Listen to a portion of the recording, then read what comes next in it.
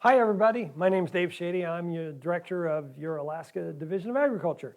So today we're going to just talk about some updates and where we are and where we think we're heading. And then, I don't do this often enough, and I thought we'd start adding in every once in a while a question and answer session. So while I'm giving kind of the update, if you have questions, either from the industry side or from the consumer side, put them in the chat, and John's going to aggregate and read me questions here at the end, and we're going to see if we can talk about some of those answers to those questions, and if there's research, then that'll give us topics for future Facebook Lives. So with that, I really want to thank the governor and the legislature for our budget. We have an excellent budget this year. It was funded. It was nip and tuck there for a while, but we have an effective date. And so we have a budget and everybody's working here today. And I really appreciated everybody working to get that done. So while we have a full budget and that, there are a couple of things that happened that folks in the ag world need to know about. And that's, we had $5 million in the capital budget and another 3.5 for the Nenana Tacheket project and another 3.5 million for our other ag and related projects.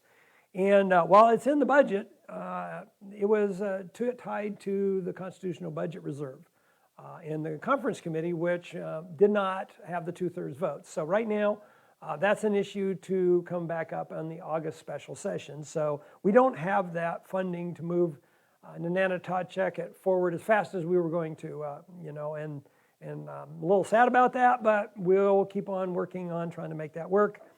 We have another land sales fund, land disposal income fund, that needs a reverse sweep, another vote that needs to be with 2/3 majority that didn't happen. So that is also going to be on the August agenda. So anyway, with that, again, if you have questions, write them in the comments section. So we really want you, if you put it in chat, even if we don't get it today, they're good questions. Sometimes we just put them in writing at the bottom afterwards, or we come and bring them up at the next Facebook Live. We will not have a Facebook Live next week. It's 4th of July week.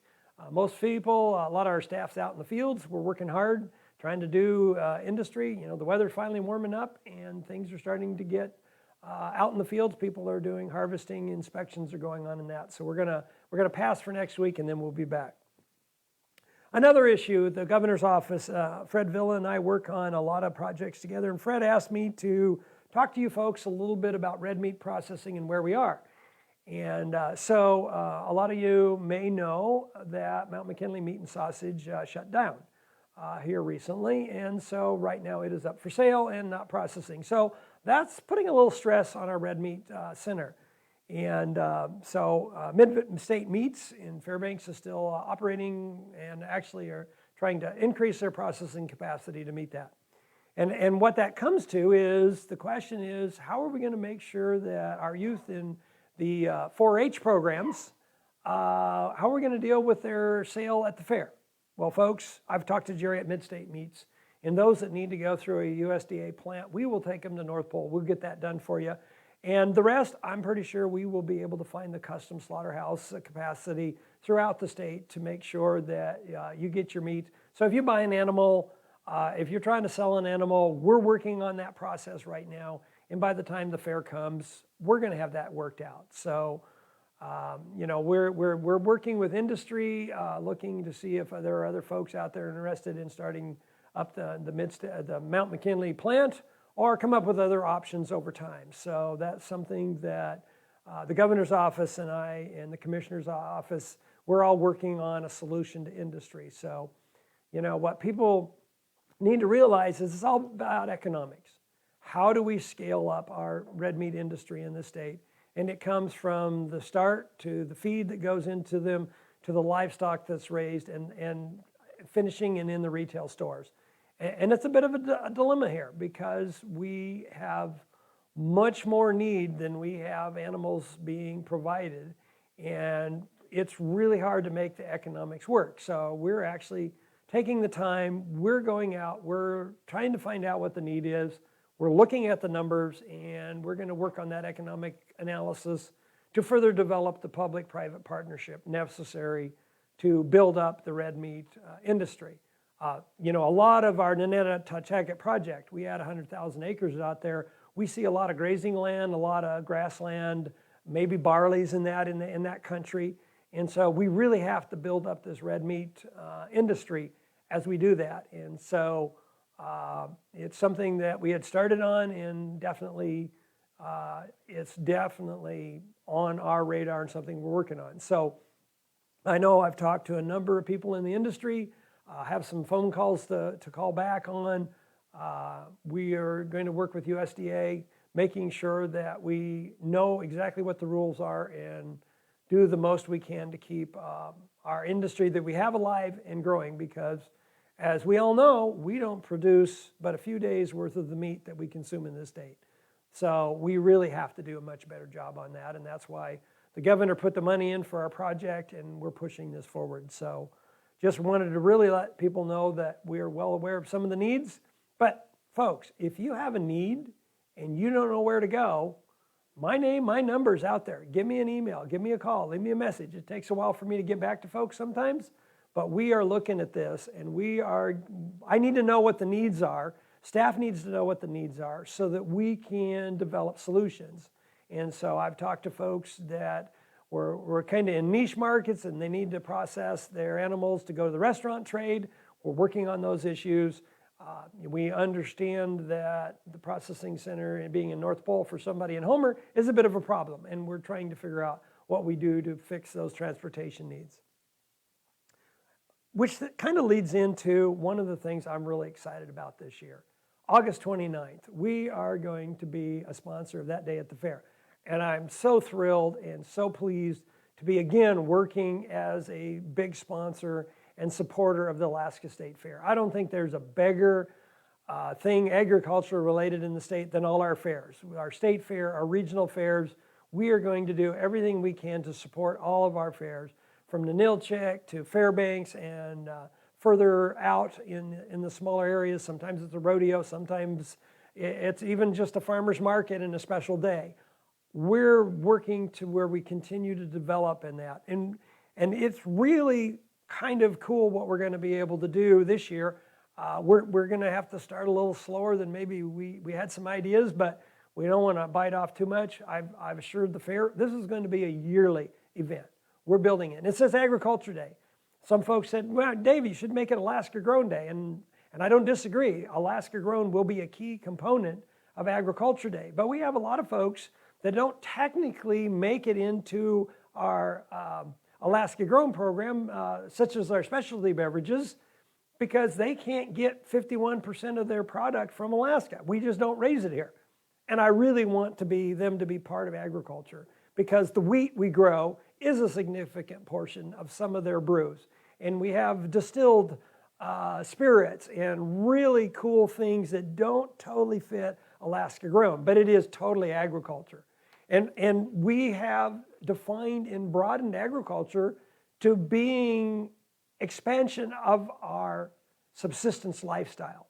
And that's furthering and using our natural berries and growing them better and growing them bigger. So this has to be an all-inclusive day, and I'm really excited about that. So when I talk about agriculture, I'm talking about everything we do to feed ourselves, the food, the fiber, and everything involved. So, you know, we might have somebody out there spinning some wool. I've heard that some people want to do that. We're going to have some little mini farmers markets at the gates so that people can come in from the different areas with some of their product. Those are really cool ideas. Still in play, nothing in stone yet, but I'm really excited about working with the Farmers Markets Association and all those. One of the things we're also going to really help show is our $5 challenge and our Alaska Grown program. Right now, the competition is on. It's coming up. And so if you go into your store, you should see Alaska Grown product. You should see displays, because the $5 challenge is on, and I believe every major retailer we have out there is involved.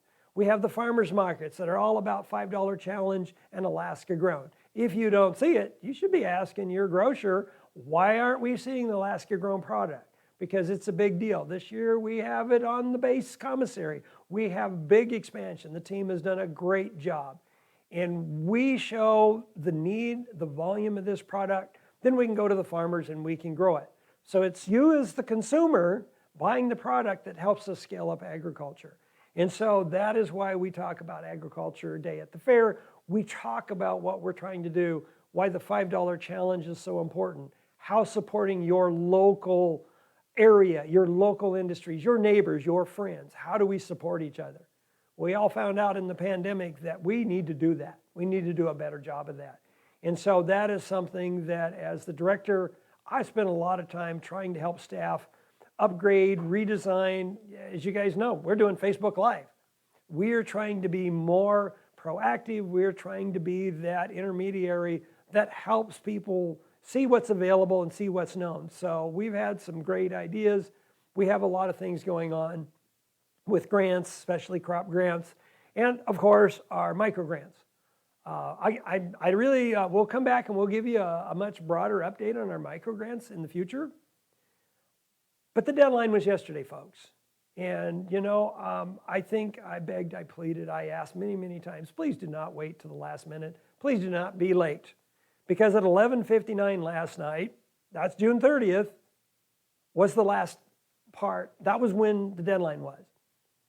And unfortunately, we had some people that missed the deadline, and now we have people being rude to the staff, calling in upset because they missed the deadline, which was clearly known over a year. And so, folks, sorry if you missed. Be nice, be polite, apply next year. It'll be opening again soon. But if you're rude to staff, and if you're going to cause problems, you'll be disqualified, because my staff does not need to be harassed, does not need that kind of negative thing, because we've actually hired extra people and worked really, really hard to make this work. We have over 1,000 applications that were turned in. We have $15 million in asks, and we've got $1.9 million to give out. We have been very clear that this is a long-term program, that if you're not in first round, come back to the second round. We're doing the best we have with the limited resources we have. But being rude to the staff, yelling, hanging up, any of all the aboves, nasty grams, sorry folks, we record, we know a lot, and I really would appreciate it if you just didn't do that, because one thing that I'm, as the director, pretty clear on, my staff's polite, we work really hard, but we don't have to put up with abuse. And you know, if you want to be upset, you can call me direct, and we'll deal with it, but don't call my staff, and don't be rude with them. That I don't have much tolerance for. And those of you that know me know that I'm pretty firm in that we can disagree, but we won't be disagreeable in our interactions with others. That's been the way I run public meetings, from the community council meetings and all. So yeah, it's just not going to happen. And so please, again, don't be rude. We've got 1,000 applications. It's going to take us a while to get them assimilated, figure out what we can pay, and then it goes to USDA. So people are going to ask what the timeline is. The timeline is when we get it back from the USDA. And while I'd love to be able to give you one, it's not within our control. And so that is the reality we deal with. We are still trying to get changes to have broadened use of that money from the USDA. We've let our congressional delegation know of the challenges we have. I do have another $2 million coming out. We'll probably roll that back out in November. So it's not like we don't have a program, but it's going to take us a while, and it is as frustrating for us having the need out there we see, but not having the resources to give it. So don't get upset with staff. They're doing the best they can, and we're doing our best to help the broadest, biggest number of people from our furthest community starting out and working in. How do we help people be secure in their food? And so that's the way we're going to look at it. We will go through it. We have a committee set up to review this. It's going to take a while. And again, please have some patience and be nice to the staff when you come in. So with that, you know, I did want to give an opportunity for people to ask some questions. At least if we know there's questions out there, we can start working on finding answers. So John, do we have anything to start with? Let's go from there. We have one great suggestion Okay. from Key, who would be thought it would be really cool to provide information about CSA growers when people come to the fair to help people sign up for those. CSA Growers. Great idea. I will pass that on to the staff. Yes, there are a number of CSAs that are doing quite well. We work with them, and so that is an excellent idea. We really don't have a formal CSA program.